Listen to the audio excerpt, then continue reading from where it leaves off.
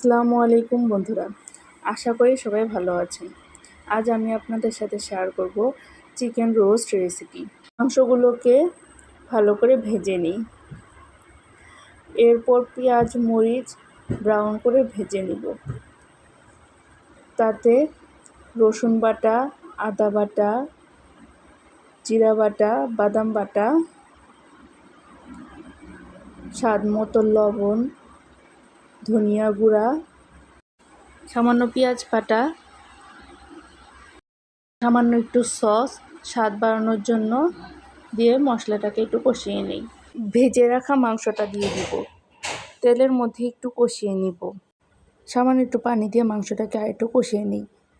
রোস্টে একটু মিষ্টি ভাব আনার জন্য আমি 3 পিস আলু বোখারা দিয়ে দিচ্ছি।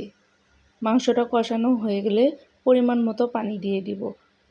যখন মাংসের উপরে তেল ভেসে উঠবে তখন মাংসটা নামিয়ে ফেলবেন। এই তো হয়ে গেল মজাদার চিকেন রোস্ট।